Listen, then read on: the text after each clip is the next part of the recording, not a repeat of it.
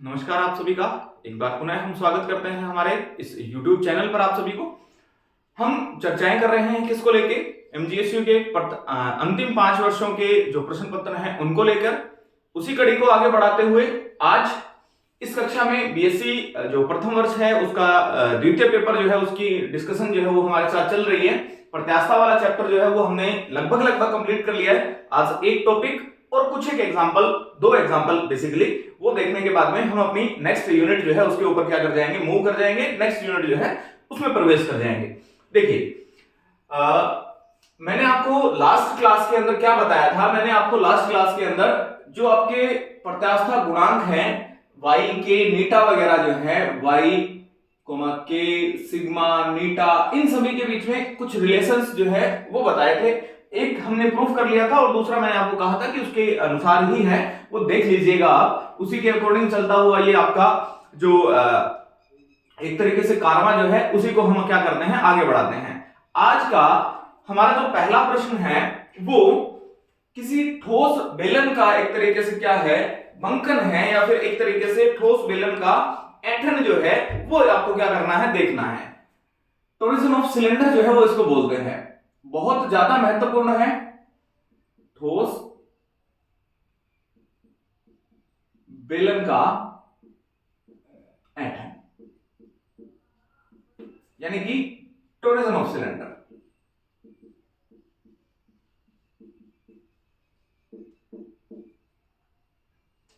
टोरिज्म of cylinder जो है वो आपको क्या करना है, देखना है।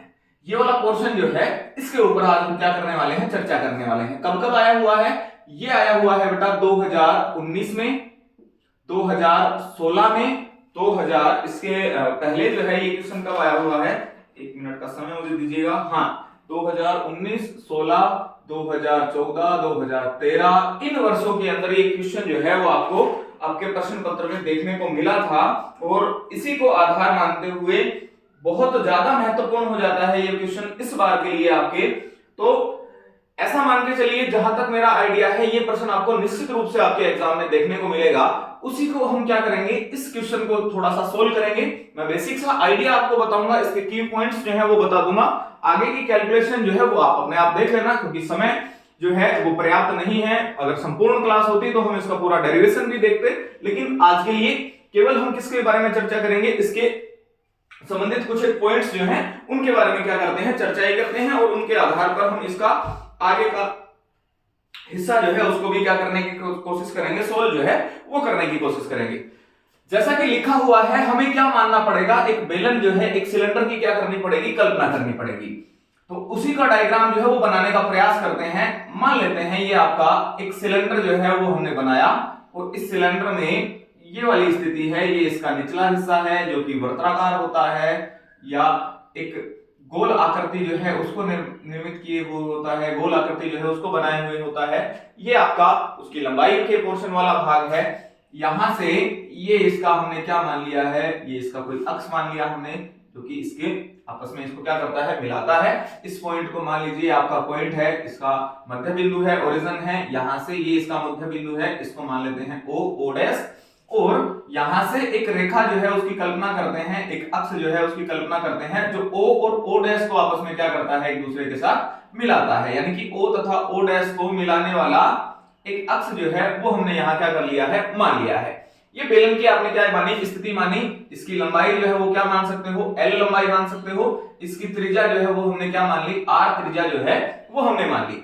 अब देखिए ऐंठन का मतलब क्या है, किस तरीके का इसमें एक तरीके से ट्विस्ट जो है वो कैसे आएगा। हमें क्या मानना है, हमें ये मानना है, मान लेते हैं ये आपका कोई रिजिड सपोर्ट है, कोई दृढ़ आधार है और इस दृढ़ आधार के साथ हमने इस बेलन का ऊपर वाला हिस्सा जो है उसको क्या कर दिया है, फिक्स कर दिया। अब स्थिति आपके पास क्या है, स्थिति आपके पास ये है कि ये इस तरीके से क्या है, लटका हुआ है।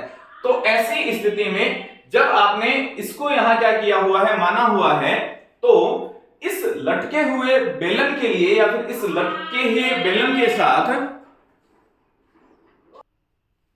तो ऐसी स्थिति में हमने क्या किया है, इसका आधार मानते हुए इसको हमने कस दिया। कसने के पश्चात अब मैं क्या करता हूं, इसको नीचे से पकड़ के क्या करते हैं, एक तरीके से इस तरीके से ट्विस्ट किया जाएगा। अगर ये आपका बेलन है और मैं नीचे से इसको इस तरीके से क्या करता हूं, अगर घुमाता हूं तो इसके अंदर क्या आएगा, एक तरीके से मरोड़ जो है वो उत्पन्न होने लग जाती है, टॉरिजनल एक तरीके से टॉर्क जो है वो उत्पन्न हो जाता है, ऐंठन बल युग्म का यहाँ क्या हो जाता है, एक तरीके से उत्पन्न जो है वो हो जाती है। तो ऐसी स्थिति में हम क्या मान के चलते हैं, ये मान के चलेंगे कि मान लीजिए प्रारंभिक स्थिति में जब तक हमने इसके ऊपर कोई बल नहीं लगाया हुआ है, यहां इस बेलन के अक्ष के समांतर एक अक्ष जो है उसकी हम क्या करते हैं, कल्पना करते हैं ए। यहां मान लिया मैंने ये पॉइंट आपका कौन सा, पॉइंट बी। ए बी जो है हमने एक अक्ष जो है उसकी क्या कर ली है, इस तरीके से कल्पना जो है वो कर ली है, और ऐसी स्थिति में ये आपको देखने को मिल जाएगा। या फिर ए, ये आपका पॉइंट कैसा हो गया, ये पॉइंट आपका जो है बी हो गया है। अगर मैं इसको यहां से मिला देता हूं तो आपके सामने स्थिति क्या बन जाएगी, आपके पास इस तरह की एक अक्ष जो है उसका क्या हो जाता है, निर्माण हो जाता है। ए बी आपने एक अक्ष जो है वो माना। अब हम क्या करते हैं, अब हम ऐसा करें इसके अंदर कि इसके नीचे वाले हिस्से को पकड़ के घुमाएं अगर, और इसमें बल युग्म तो जो है उसकी क्या करें, अगर कल्पना करते हैं, तो ऐसी स्थिति में अब हो क्या रहा है, ये पॉइंट ए जो है ये तो क्या रहेगा, अपनी स्थिति के ऊपर ही रहेगा, लेकिन जो आपका पॉइंट बी है, नीचे से आप इसको क्या कर रहे हो, ट्विस्ट कर रहे हो, तो ये पॉइंट बी अपनी स्थिति से विस्थापित होकर मान लेते हैं किसी पॉइंट बी डैश के ऊपर क्या कर जाता है, विस्थापित हो जाता है। ऐसी स्थिति में इसके विस्थापन के फलस्वरूप आपको देखने को क्या मिलेगा, अब आपको देखने को यह मिलेगा कि जो पहले आपका ए बी था वो ए बी ना रहते हुए अब क्या हो गया है, ए बी डैश जो है उसके रूप में क्या हो गया है, एक तरीके से परिवर्तित हो गया है, ए बी डैश जो है वो बन गया है। तो ऐसी स्थिति में ये अपनी स्थिति से क्या हुआ है, थोड़ा सा विस्थापित हुआ है, और ये घटना किसकी कहलाती है, अगर रूप जो है उसका परिवर्तित होता है, अक्ष जो है अपनी स्थिति को परिवर्तित करते हुए आता है, उसके रूप में परिवर्तन अगर आता है, तो ये अपरूपण की घटना जो है उसके द्वारा क्या की जा सकती है, परिभाषित की जा सकती है, या इस घटना को अपरूपण जो है वो कहा जा सकता है।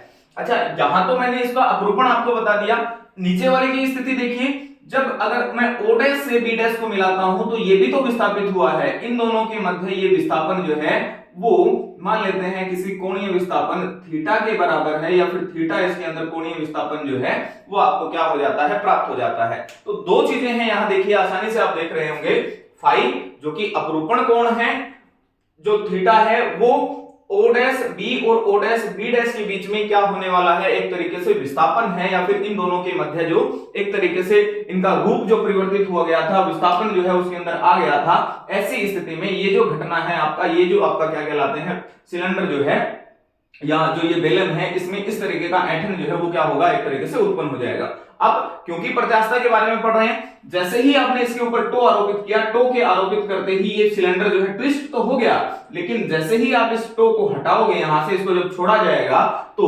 वापस से ये क्या करेगा, अपनी स्थिति के अंदर आने का क्या करता है, प्रयास करता है, वापस से अपनी जो इसकी माध्य स्थिति है उसी के अंदर आने का प्रयास करता है।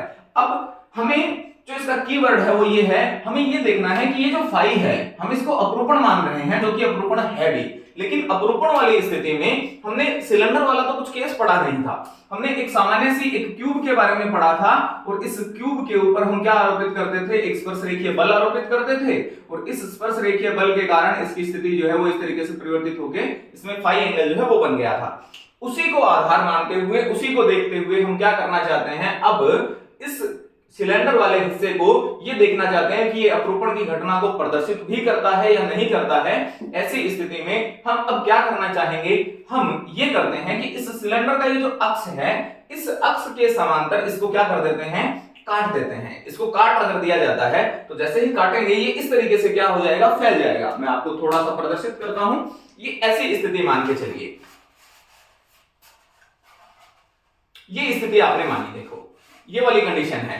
इस कंडीशन में ये आपका क्या है, ये वो सिलेंडर है, यहां से इसकी लंबाई आपने क्या मानी हुई है, इसकी लंबाई आपने एल लंबाई मानी, ये जो त्रिज्या है या फिर ये वर्ताकार भाग है, ये भी इसका वर्ताकार भाग है, इसकी त्रिज्या आपने कितनी मानी, आर त्रिज्या मान ली हमने। ये ओ पॉइंट यहां होगा, यहां से मिलाने वाली रेखा होगी, इसको ओ डैश। यहां आपका ए बी जो है कोई अक्ष होगा। मैंने अभी आपको क्या बताया, मैंने अभी आपको ये कहा कि इसको क्या कर दिया जाए, अगर काट दिया जाए तो ऐसे ही जैसे ही मैं इसको काटूंगा तो ये क्या होगा, ये आपका सिलेंडर फैल के आपको कैसा दिखाई देगा, इस रूप में दिखाई देने लग जाएगा या इस रूप में फैल जाएगा। मैं इसका डायग्राम बनाता हूं। तो जैसे ही आपने इसको काटा, सामान्य स्थिति अगर होती, जब तक हम इसके ऊपर कोई भी बल आघूर्ण जो है वो उत्पन्न नहीं कर रहे हैं, कोई भी बाह्य बल जो है आरोपित नहीं कर रहे हैं, ये आपको कैसा दिखाई देगा, ए बी माना हुआ था इसको मैंने, तो ये स्थिति मान के चलिए कि आपको ऐसा कुछ दिखाई जो है वो देने वाला है। ये ए, ये बी, इसको मान लिया सी, ये आपने मान लिया डी। सामान्य सी स्थिति है, इस सिलेंडर को काट के फैलाया तो वो इस तरीके से दिखाई देगा। एक और चीज, ये लंबाई कितनी है, ये लंबाई आपका है एल, और ए से डी ये वाली लंबाई कितनी है। जैसे ही खुलेगा, खुलने के बाद ये हिस्सा जो है, ये वाला हिस्सा जो है, ये जो यहां गोलाकार भाग है, ये क्या होगा, इस तरीके से फैलेगा। और गोलाकार भाग जब फैलने के पश्चात आपके पास दिखाई देगा, क्योंकि जैसे ही इसमें आपने त्रिज्या यहां मानी, तो इसका परिमाप कितना होता है, इसका परिमाप होता है 2 पाई r। तो ऐसी स्थिति में आपको क्या दिखाई देगा, AD जो है वो 2 पाई r के बराबर जो है वो क्या होता है, दिखाई देता है। लंबाई L 2 पाई r, इसकी क्या मान ली आपने, इस AD की जो दूरी है या फिर AD जो है उसको आपने क्या मान लिया है, 2 पाई r जो है वो यहां हमने कंसीडर कर लिया है। अब क्या आरोपित कराइए, बल आरोपित कराइए। बल के आरोपित करते ही इन दोनों के मध्य क्या उत्पन्न होगा, एक तरीके से जो एक विक्षेपण जो है उसकी स्थिति आपको यहां दिखाई देगी, और विक्षेपण की स्थिति के पश्चात होगा क्या, ये बी जो है अपनी स्थिति से आगे बढ़ के कहां चला गया, बी डैश के ऊपर चला गया, यहां ये पहुंच गया बी डैश। तो अगर मैं इसको मिलाता हूं, ए बी डैश देखता हूं, तो ये एंगल आपका कितना है, ये वही आपका अपरूपण कोण जो है या फिर अपरूपण कोण के बराबर है, या अपरूपण विकृति जो है वो यहाँ इसके अंदर क्या हो जाती है, उत्पन्न जो है वो हो जाती है। अब आपको ये तो सिमिलर सी बात है कि अगर बी डैश विस्थापित हुआ है तो सी भी होगा, इसको भी प्रदर्शित कर सकते हैं। अगर नहीं भी करेंगे तो भी आपका काम चल जाएगा। यहाँ केवल हमारा ये मतलब है कि इसको ये दिखाना है कि इसका रूप जो है वो क्या होता है, परिवर्तित होता है, अपरूपण रूप से इसके अंदर विकृति जो है वो क्या हो जाती है, उत्पन्न हो जाती है। ऐसा मान लिया। अब ये स्थिति है, इसका आगे का थोड़ा सा सॉल्यूशन जो है वो आपको क्या करना है, वही चीजें हैं। पहले एक और डायग्राम बनेगा, उसकी डायग्राम के अनुसार दो चीजें मान के चलिए, एक की त्रिज्या आंतरिक और बाह्य त्रिज्या यहां मान लेंगे। उसके बाद में छोटी सी कैलकुलेशन है वो यहां देख लीजिएगा आप, तो और डी थीटा वगैरह जो है वो यहां आपको कैलकुलेट करना है। सबसे पहले क्या लगेगा, अगर अपरूपण विकृति है या फिर अपरूपण का एक तरीके से यहाँ प्रभाव है, तो आप क्या परिभाषित करेंगे, यहाँ इसके लिए नीटा जो है उसको क्या करेंगे, परिभाषित करेंगे, अपरूपण प्रतिबल बटा अपरूपण विकृति। फिर उसके बाद में प्रतिबल वगैरह जो है उसकी कैलकुलेशन जो है छोटी सी, उसको क्या कर लीजिएगा, देख लीजिएगा। ये आपका पॉइंट है ठोस बेलन का ऐंठन या फिर ठोस बेलन जो है वो किस तरीके से उसके अंदर टॉरिजनल एक तरीके से टॉर्क जो है वो उत्पन्न होता है, वो किस तरीके से ऐंठन कोण जो है उसमें निकल के आएगा। ऐंठन कोण भी मैं परिभाषित करूंगा आपको, ऐंठन कोण वगैरह जो है, ये वाली जो स्थिति है ये इसको ऐंठन कोण जो है वो कहलाती है।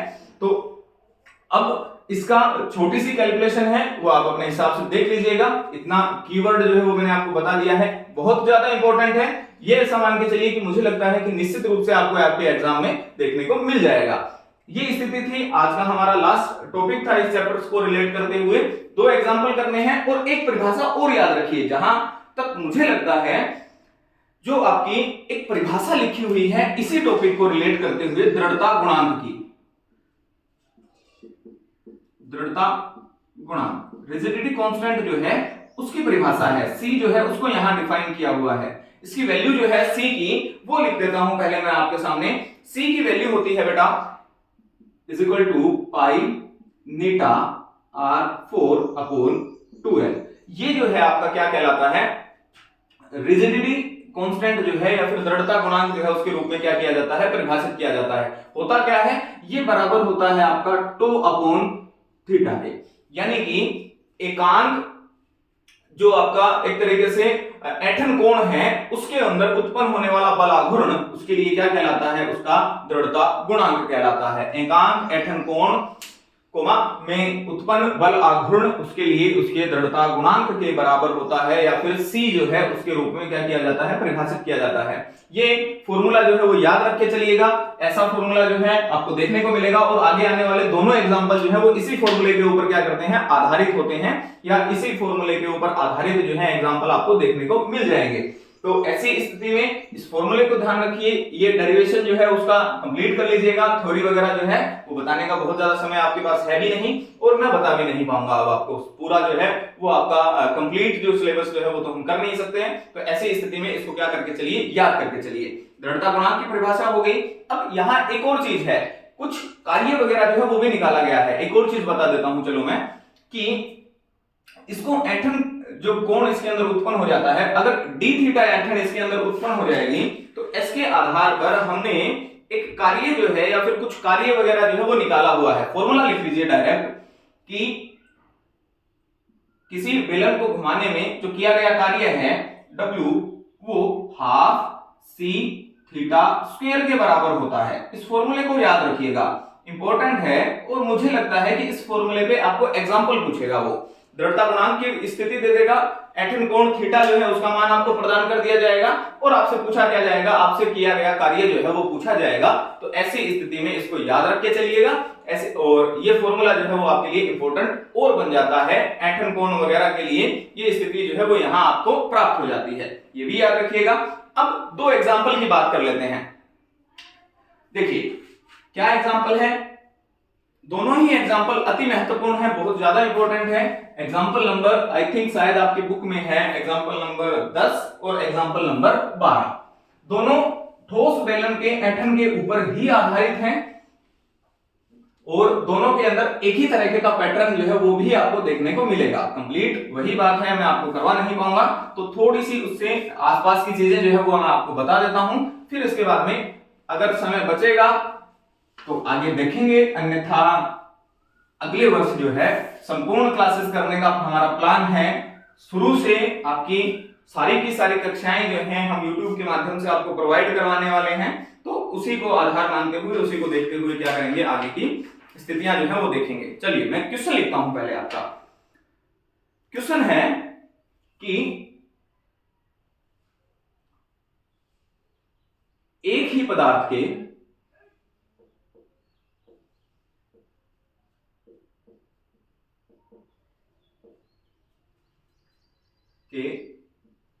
दो बेलनाकार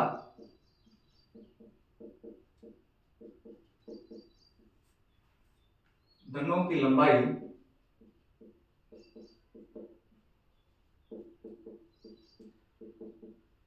व द्रव्यमान समान है, जिनमें एक ठोस तथा दूसरा खोखला है,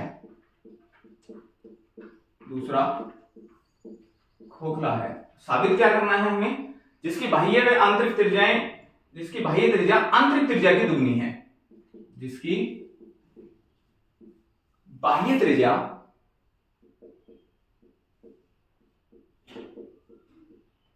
कोमा आंतरिक त्रिज्या की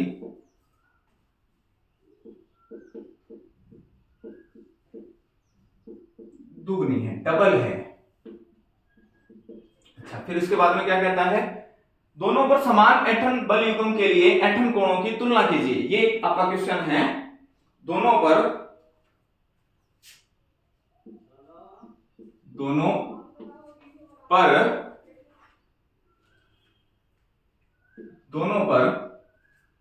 समान ऐंठन बल युग्म या बल आघूर्ण के लिए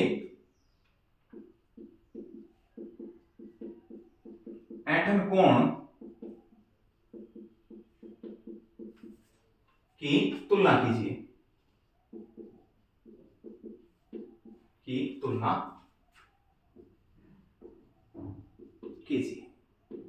ये एक आपका क्वेश्चन है। अब दूसरा क्वेश्चन क्या है, दूसरा क्वेश्चन भी मैं आपके सामने लिख देता हूं। दूसरा क्वेश्चन जो है वो ये है कि जी हाँ, देखिए दूसरा क्वेश्चन है कि एक खोखली बेलन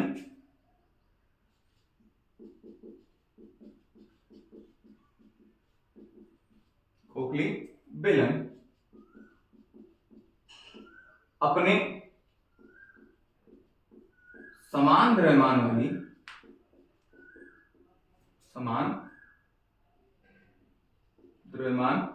वाली ठोस बेलन से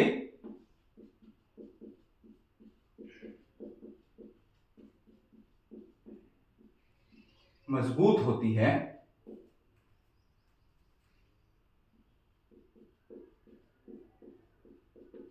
कारण स्पष्ट कीजिए।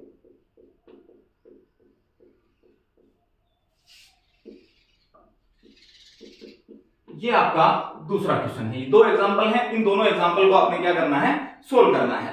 देखिए क्या कहा गया है आपसे, आपको ये कहा गया है कि दो आपको क्या मानने हैं, बेलनाकार क्या मानने हैं, एक तरीके से बेलन जो है उनकी कल्पना करनी है। तो मैं सिंपल सी इक्वेशन है, सॉल्यूशन करते हैं इसका।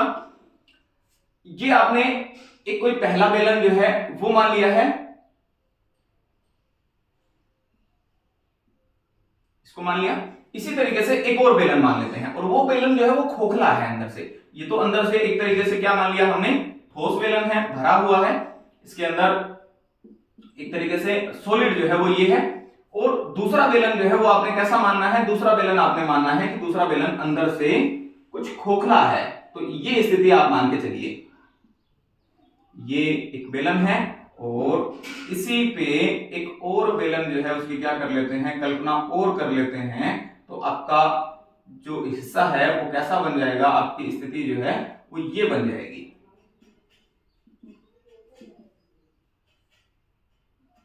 यहां से ये स्थिति जो है वो आपका देखने को आपको मिल जाएगी। ये वाला कंडीशन जो है वो बना दिया हमने। अब आपको ये क्या करना क्या है, आपको जब भी देखिए किसकी बात आ जाए, बेलन की बात आ जाए और उसकी मजबूती को लेके या ऐंठन वगैरह को लेके कोई भी बात अगर आती है, तो मैंने अभी आपको ये कहा था हम किसके बारे में चर्चा करेंगे, हमें बमुश्किल चर्चा करनी है या फिर एक तरीके से ये जो है पाई सी जो है उसके ऊपर चर्चा करनी है। पाई नीटा r4/2 है। ये एक इक्वेशन जो है वो हमें क्या करनी है, यूज करनी है, चाहे यहां करनी पड़ जाए चाहे इस वाले केस के अंदर। ये भी सेम ही दोनों एग्जांपल हैं, दोनों में बस अंतर ये थोड़ा सा है कि यहां आपको ये कहा गया कि आंतरिक त्रिज्या बाह्य त्रिज्या की दुगनी है, तो वहां एक सॉल्यूशन बन जाएगा। यहां ये कहा कि मजबूत क्यों होती है, मजबूत होने के पीछे रीजन ये होगा कि इसके लिए जो दृढ़ता गुणांक C है और इसके लिए जो दृढ़ता गुणांक C' हम निकालेंगे, इनके बीच में इनका अनुपात जो है वो आपने क्या करना है, ज्ञात करना है। पाई नीटा और पाई जो है वो तो दोनों एक दूसरे के समान ही निकल के आएंगे, क्योंकि वो चीजें जो है क्योंकि एक ही पदार्थ के दोनों बनी हुई हैं, लंबाई भी समान है दोनों की, दोनों के लिए द्रव्यमान भी समान है, बस आंतरिक और बाह्य त्रिज्याओं का अनुपात एक तरीके से अंतर है। एक तरीके से ऐसा मान के चलिए कि एक ठोस है और दूसरा कैसा है, खोखला है, ये एक अंतर जो है दोनों के बीच में है। तो हमें इसको आधार मानते हुए क्या करने हैं, अपने सॉल्यूशन जो है वो करने हैं। तो यहां क्या मान के चलिए, यहां जो आपकी दो आपको क्या निकालने पड़ेंगे, जो आपका दृढ़ता गुणांक है C एक सॉलिड के लिए, दूसरा CH यानी कि होलो सिलेंडर जो है उसके लिए आपको निकालना पड़ेगा। द्रव्यमान वाला हिस्सा जो है वो भी यहां आप कंसीडर करके चलेंगे, पाई नीटा r4 वगैरह जो है वो यहां मान के चलेंगे। तो ऐसा मान के चलिए कि ये जो त्रिज्या है ये आपने कितनी मान ली, r मान ली ठोस बेलन के लिए। इसके लिए जो आंतरिक त्रिज्या है वो आपने मान ली r1, और जो इसके लिए इसकी बाह्य त्रिज्या है, ये वाला जो हिस्सा है वो बाह्य त्रिज्या हम कितनी मान लेते हैं, r2 मान लेते हैं। अच्छा, जो बाह्य त्रिज्या है वो आपके पास आंतरिक त्रिज्या की क्या है, इस केस के अंदर दोगुनी है, यानी कि डबल है इसका। तो दोनों के बीच में आपको रिलेशन जो है वो यहां क्या करना है, बनाना है। तो सबसे पहले अगर वो दोनों समान पदार्थ की बनी हुई हैं, तो एक बात तो यहां ये निश्चित हो गई कि दोनों के लिए जो उनका d है, d का मतलब जो उनकी डेंसिटी है, जो घनत्व है वो क्या रहेगा, एक दूसरे के बराबर रहने वाला है। तो ऐसी स्थिति में हम आधार मान के चलते हैं कि इन दोनों के बीच में अगर हमें कुछ इनकी रेडियस के बीच में अगर एक ऐसा कुछ रिलेशन मिल जाता है, या फिर ऐसा कुछ हमें एक तरीके से ऐसा मान के चलिए कि इन दोनों के बीच में कुछ संबंध जो है अगर हम बता देते हैं, तो उस संबंध का प्रयोग करते हुए, क्योंकि केवल हमें किसके ऊपर चर्चा करनी है, रेडियस जो है उसको निकालना है, लंबाई दोनों की समान है, नीटा भी दोनों के लिए लगभग बराबर रहेगा, तो रेडियस वाला हिस्सा जो है उसी के ऊपर हम क्या मान के चलेंगे, एक तरीके से उसी को आधार मानते हुए इसका सॉल्यूशन जो है वो कर लेंगे। क्या कर सकते हैं आप, अगर घनत्व समान है तो द्रव्यमान m के बारे में चर्चा अगर हम करें तो m इज इक्वल टू होगा क्या आपका घनत्व d इंटू जो इसका वॉल्यूम है, जो इसका आयतन है उसके बराबर आएगा। d तो आपको दिया हुआ है, आयतन कैसे निकालें, आयतन निकालने के लिए यहां से लंबाई कितनी मान के चले थे आप, l लंबाई मान के चले थे, इसकी लंबाई जो है वो क्या है, वो भी आपके पास l है, त्रिज्या कितनी है पाई, तो क्षेत्रफल कितना हो जाएगा पाई r स्क्वायर, और अगर इन दोनों को मल्टीप्लाई कर देते हैं तो आपको किसकी टर्म देगा, वो आपको वॉल्यूम जो है उसकी टर्म देगा। तो ऐसी स्थिति में कैपिटल M, क्योंकि द्रव्यमान कितना है, कहा गया होगा इसमें कि दोनों का द्रव्यमान जो है वो समान है, मान के चल लीजिएगा कि यहां भी इसका द्रव्यमान जो है, जो द्रव्यमान है M वो क्या है आपका दोनों के लिए एक बराबर है, या फिर दोनों के लिए समान द्रव्यमान जो है वो आपने माना। तो M इज इक्वल टू घनत्व d into pi r square into l, ये तो द्रव्यमान हो गया, इसका द्रव्यमान भी m है, इसका भी द्रव्यमान m है, और यहां वाला स्थिति जो है वो ये बनेगी आपके पास कि d into pi r1 square minus r2 square into l, ये वाली कंडीशन जो है, या फिर ये एक रिलेशन जो है वो आप इन दोनों के बीच में क्या कर सकते हो, लिख सकते हो, या दोनों के बीच में इस तरीके का एक संबंध जो है वो आपके पास आपको प्राप्त हो सकता है। ये लिखा हमने। अब इन दोनों में कंपेयर अगर आप करते हैं, क्योंकि द्रव्यमान तो दोनों का बराबर है, ये कट गया, ये वाला हिस्सा कटा, L से L कट गया, पाई से पाई जो है वो भी क्या हो गया, एक रूप से कैंसिल जो है वो यहां हो गया है, तो आपके पास बचा क्या, आपके पास बचा r square is equal to r1 square minus r2 square. ये एक रिलेशन जो है वो आपको क्या हो गया है, यहां से प्राप्त हो गया है, या फिर दोनों के बीच में इस तरीके का एक संबंध जो है वो आपको यहां प्राप्त हो गया है, इस तरीके की रिलेशन जो है वो बन गया। अब क्या करिए, अब यहां से इन दोनों का क्या निकालिए, मान जो है वो CS और CH का मान निकाल लीजिए, और दोनों को एक दूसरे के साथ क्या कर लीजिएगा, कंपेयर जो है वो कर लीजिएगा। सेम एज यही का यही पोर्शन जो है आपको यहाँ क्या करना है, सोल्व करना है। इन दोनों के बीच में भी रिलेशन जो है वो इसी तरीके से क्या हो सकता है, प्राप्त हो सकता है। दोनों एग्जांपल, ये आपका एग्जांपल नंबर है 10, एग्जांपल नंबर 10, ये है आपका एग्जांपल नंबर 12। दोनों एग्जांपल जो है वो मैंने आपको बता दिए हैं, दोनों का क्या करके रखिए, आप इनको सोल्व जो है वो करके रखिए। इसी के आधार पर इन दोनों में से निश्चित एक एग्जांपल जो है वो आपको आपकी प्रश्न पत्र जो है उसके अंदर देखने को मिल जाएगा। दोनों के बीच में इनका से कुछ ना कुछ क्वेश्चन जो है वो आपको देखने को मिलेंगे। ये स्थिति है, इतना पोर्शन आप पढ़ के जाइए, आपका पेपर निश्चित ही अच्छा होने वाला है। आपके पेपर में ये सारी चीजें आपको देखने को मिल जाएंगी। कंप्लीट हुआ। अब हम चर्चा करते हैं हमारे नेक्स्ट टॉपिक के ऊपर। देखिए इस चैप्टर के अंदर और भी टॉपिक बच गए हैं, मैं ऐसा नहीं करा कि कुछ नहीं बचा है। यहां एक तो मैंने आपको कैंटिलीवर नहीं बताया है, कैंटिलीवर वाला हिस्सा जो है वो देखिए पढ़ के चले जाइएगा, उसको देख लीजिएगा, उसका छोटा सा हिस्सा हो सकता है आ जाए, लेकिन संभावनाएं नहीं है। और एक मैंने आपको जो आयताकार छड़ है उसका बंकन नहीं कराया है, आयताकार छड़ का बंकन नहीं करवाया गया है, क्योंकि वो 2022 के अंदर आ गया था। तो ऐसी स्थिति में उसके आने की संभावनाएं जो है वो क्या हो जाती हैं, गौण हो जाती हैं, उसकी संभावनाएं बहुत कम है। तो ऐसा हम मान के चलेंगे कि इसके आधार पर ही आपका प्रश्न पत्र जो है वो तैयार होगा।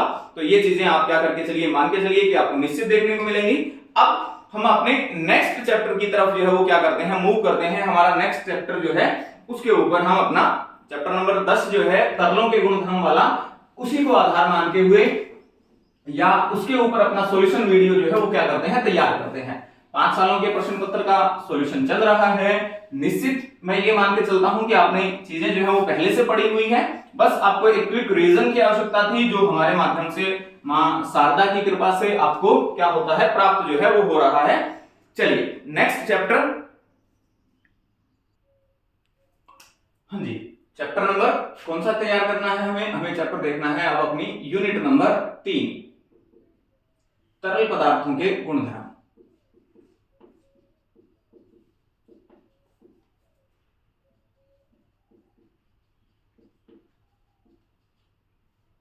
तरल पदार्थों के गुणधर्म, तरलों के जो प्रॉपर्टीज ऑफ फ्लूइड्स जो हैं उसके ऊपर चर्चा करनी है। चलिए तरलों के गुणधर्म में सबसे पहले तो परिभाषाएं देखते हैं। सबसे पहले तो तरल की परिभाषा ही देखिए कि तरल क्या होता है। एक ऐसा पदार्थ जिसमें बहने का गुण पाया जाता है वो क्या कहलाते हैं, आपके तरल कहलाते हैं। और तरल पदार्थों में स्थिति आपके सामने ये बनती है, या फिर तरल पदार्थों में आने वाले जो आपके क्वेश्चंस हैं उनमें एक तो सबसे पहला ही क्वेश्चन जो है वो आपका प्रवाह को लेकर है कि धारा रेखीय प्रवाह जो है वो क्या होता है, धारा रेखीय प्रवाह, और एक और है विक्षुब्ध प्रवाह। धारा रेखीय प्रवाह और विक्षुब्ध प्रवाह, इनको क्या करिए, परिभाषित करिए। आज लगता है मुझे कि ये क्या कर सकते हैं हम, ये दो ही पॉइंट जो है वो मैं आपको समझा पाऊंगा। आगे की कक्षा जो है उसका आपको इंतजार करना पड़ेगा। उस कक्षा के माध्यम से हम आगे की जो आगामी हमारी जो पॉइंट्स जो है उनको क्या करके चलेंगे, क्लियर करके चलेंगे। धारा रेखीय और विक्षुब्ध प्रवाह, इसकी परिभाषा, धारा रेखीय प्रवाह जो है उसकी सामान्य सी परिभाषा तो ये होती है कि अगर कोई द्रव जो है किसी स्थान से क्या होता है, गुजरता है, किसी पाइप से प्रवाहित होता है, तो द्रव के प्रवाह के पथ पर अगर आपको ऐसा देखने को मिल जाए, ऐसा मान के चलिए कि ये आपने क्या माना, किसी पाइप के अंदर हम क्या करते हैं, कल्पना करते हैं, तो ऐसी स्थिति में इस गुजरते हुए द्रव के लिए या फिर इस फ्लूइड के लिए, इस लिक्विड के लिए सामान्यतः अगर किसी एक बिंदु पर आप इसके वेग की स्थिति को देखेंगे या फिर इसके वेग के बारे में अगर हम क्या करेंगे, एक तरीके से इसको देखने का प्रयास करेंगे, तो इस प्रवाह में इस पथ के एक निश्चित बिंदु पर गुजरने वाले द्रव के प्रत्येक अणु का वेग जो है वो क्या होता है, एक निश्चित मान आपको क्या करता है, प्रदान करता है। ऐसी स्थिति में प्रवाह आपका क्या कहलाएगा, धारा रेखीय कहलाएगा, या इसको क्या बोलते हैं, इसको बोलते हैं स्ट्रीमलाइन फ्लो। स्ट्रीमलाइन फ्लो जो है वो कहा जाता है, धारा रेखीय प्रवाह जो है वो कहा जाता है। अगर पथ से इस पथ में गुजरने वाले द्रव का के प्रत्येक अणु का इस एक निश्चित बिंदु A पर वेग जो है वो क्या हो, बराबर हो जाए, तो ऐसा प्रवाह आपका क्या कहलाएगा, धारा रेखीय कहलाएगा। अगर ऐसा नहीं होता है तो आपका प्रवाह कैसा हो जाएगा, विक्षुब्ध प्रवाह जो है वो हो जाएगा। तो एक और चीज मान के चलिए, यहां A बिंदु पे ऊपर फॉर एग्जाम्पल मान के चला मैं कि 10 मीटर पर सेकंड के वेग से कोई पार्टिकल जो है वो क्या करता है, गुजरता है। एक और पॉइंट की कल्पना करिए, यहां ये पॉइंट जो है वो मैंने मान लिया। एक और चीज, धारा रेखीय प्रवाह में ऐसा नहीं होता है कि प्रत्येक बिंदु पर वेग जो है वो नियत हो जाए, लेकिन यहां इस बिंदु पर गुजरने वाले हर द्रव के अणु का वेग क्या होगा, निश्चित होगा। तो यानी कि अगर यहां से एक पार्टिकल गुजरा जिसका वेग 10 मीटर पर सेकंड है, तो इसके बाद आने वाला सेकंड पार्टिकल जो इस पॉइंट ए से गुजरेगा उसका वेग भी कितना रहेगा, आपके पास 10 मीटर पर सेकंड का वेग ही रहेगा। तो ऐसी स्थिति में आपका प्रवाह क्या कहलाता है, स्ट्रीमलाइन फ्लो कहलाता है। और एक और बात, यहां ये कोई रूल नहीं है कि अगर यहां से 10 मीटर पर सेकंड से गुजरा तो पॉइंट बी से भी वो 10 मीटर पर सेकंड से गुजरे। वो हो सकता है 10 के स्थान पे कितना हो जाए, वो 5 मीटर पर सेकंड के वेग से गुजर जाए या 8 मीटर पर सेकंड के वेग से गुजर जाए, कितना भी हो सकता है। लेकिन बी से जब गुजरेगा तो इसका वेग क्या होना चाहिए, 5 मीटर पर सेकंड। यहां जब 10 मीटर है तो प्रत्येक का अणु का वेग 10 मीटर, यहां जब 5 मीटर पर सेकंड है तो प्रत्येक का 5 मीटर पर सेकंड का वेग है। तो ऐसा प्रवाह आपका क्या कहलाता है, धारा रेखीय प्रवाह कहलाता है। सामान्यतः ये धारा रेखीय प्रवाह जो है या फिर धारा रेखीय प्रवाह के अंदर आपको जो द्रव जो है उसकी सतह जो है वो स्थिर अवस्था में दिखाई देती है, वो एक नियत वेग से गति करता हुआ आपको क्या करता है, प्रदर्शित होता है। ऐसी स्थिति आपकी क्या कहलाती है, धारा रेखीय प्रवाह की स्थिति जो है वो कहलाती है। विक्षुब्ध प्रवाह, विक्षुब्ध प्रवाह के लिए एक राशि का और प्रयोग करते हैं और वो होता है क्रांतिक वेग, टर्मिनल वेलोसिटी। तो ऐसी स्थिति में यदि किसी द्रव का वेग क्रांतिक वेग से क्या हो जाता है, ज्यादा हो जाता है, तो ऐसी स्थिति में उसका प्रवाह क्या हो जाएगा, विक्षुब्ध प्रवाह हो जाएगा। टर्बुलेंट फ्लो जो है वो उसको क्या कहा जाता है, कहा जा सकता है। ये दोनों के बीच की क्या है, स्थितियां जो है वो आपको इस तरीके से प्राप्त हो जाती हैं। तो यहां एक और बात, क्रांतिक वेग जो है इसकी परिभाषा भी आपसे कई बार पूछ ली जाएगी। क्रांतिक वेग की सामान्यतः कोई परिभाषा नहीं होती है। आप जर्नल अगर इसको लिखना चाहते हैं तो ये लिख सकते हैं, किसी भी द्रव का ऐसा वेग जिससे कम वेग पर द्रव का प्रवाह धारा रेखीय रहता है और जिससे अधिक वेग के ऊपर द्रव का प्रवाह कैसा हो जाता है, विक्षुब्ध प्रवाह हो जाता है, टर्बुलेंट फ्लो के रूप में होने लग जाता है, वो आपका क्या कहलाता है, वो आपका क्रांतिक वेग जो है वो कहलाता है। 3 परिभाषाएं मैं आपको बता चुका हूं। आगे की जो कक्षाएं हैं या फिर आगे के लिए जो आपका प्रश्न है उसमें ये याद रखिएगा, मैं आपको बता देता हूं। सातत्य समीकरण जो आप खुद पढ़ सकते हैं, सातत्य समीकरण रो A1V1 वाला, बर्नौली थ्योरम, बर्नौली प्रमेय जो है ये आप खुद पढ़ लीजिएगा।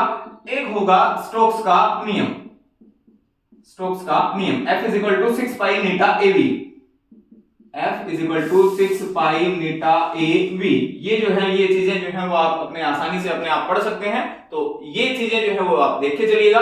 ये यूनिट नंबर 3 आपकी चल रही है।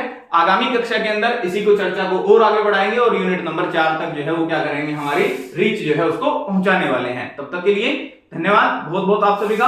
और आप अपनी तैयारी को क्या रख के चलिए, बना के रख के चलिए और आगे की कक्षाएं जो है वो नियमित रूप से चलते रहेंगी। बहुत बहुत धन्यवाद।